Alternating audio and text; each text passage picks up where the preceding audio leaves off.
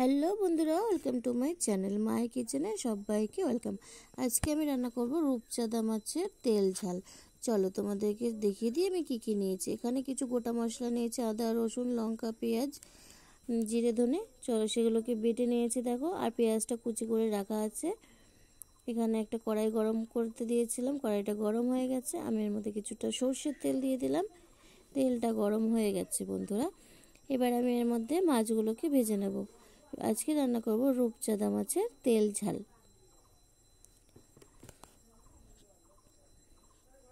তো এখানে আমি মাছগুলোকে এক এক করে দিয়ে দিচ্ছি, মাছগুলো ভেজে নেব। দেখো মাছগুলো কীরকম ফাটছে।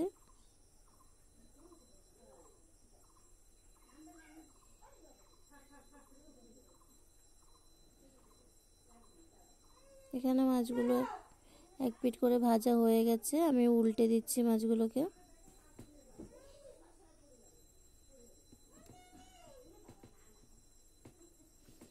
মাছগুলো ভাজা হয়ে গেছে, এক পিঠটা দেখো আমি উল্টে দিলাম।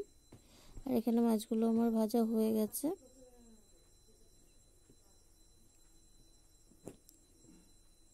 এবার মাছগুলোকে আমি নামিয়ে নেব।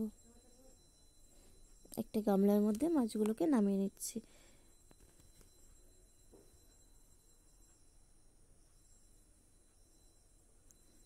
এবার ওই তেলের মধ্যে একটু জিরে ফোড়ন দিলাম।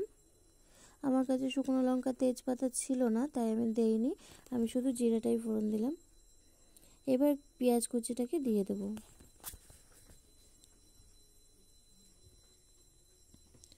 দেখো পেঁয়াজ কুচিটাকে আমি দিয়ে দিলাম। এবার একটু ভালো করে নাড়াচাড়া করে নেব। পেঁয়াজটা ব্রাউন কালার হয়ে গেছে। এবার আমি এর মধ্যে বেটে রাখা মশলাটাকে দিয়ে দেব। এবার এর মধ্যে আমি দেখো বেটে রাখা মশলাটাকে দিয়ে দিচ্ছি।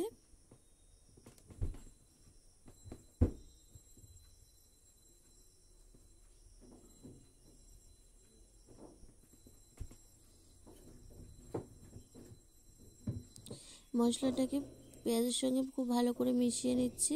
আর মশলাটাকে খুব ভালো করে কষিয়ে নেব আমি। যতক্ষণ না মশলাটা থেকে তেল বেরিয়ে আসছে ততক্ষণ আমি কষিয়ে নেব।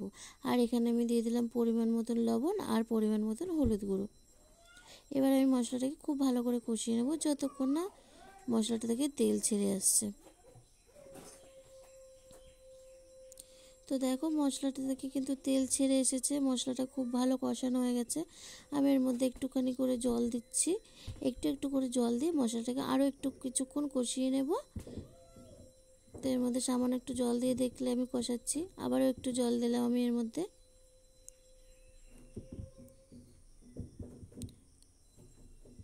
এবার এর মধ্যে পরিমাণ মতন জল দিয়ে দেবো, যতটা জলের প্রয়োজন ততটা জল দিয়ে দেবো আমি এর মধ্যে।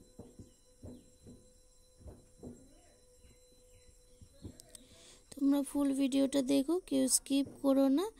আমার ভিডিও তোমাদের কেমন লাগছে অবশ্যই আমাকে কমেন্ট করে জানাবে। নতুন যারা আমার ভিডিও দেখছো তারা আমার চ্যানেলটিকে সাবস্ক্রাইব করে দিয়ে আমার পাশে থাকবে। আর যারা পুরনো আমার ভিডিও দেখছো তাদেরকে অনেক অনেক ভালোবাসা।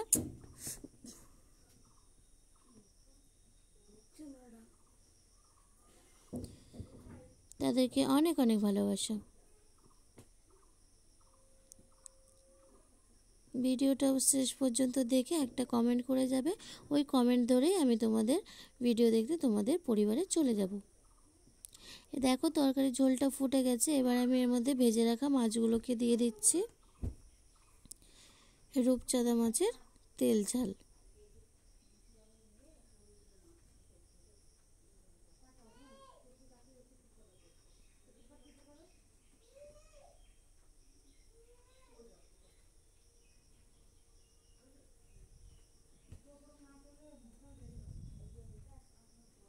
তো ফাইনালি রেডি হয়ে গেছে রূপচাঁদা মাছের তেল ঝাল। এবার আমি এর মধ্যে একটু গরম মশলা গুঁড়ো দিয়ে নামিয়ে নেব।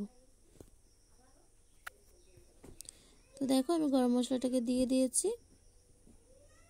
নামিয়ে নিয়ে তোমাদেরকে দেখাচ্ছি রেসিপিটা।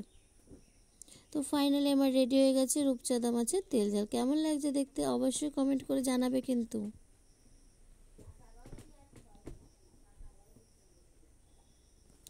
আর আজকের ভিডিওটা এই পর্যন্ত। টাটা।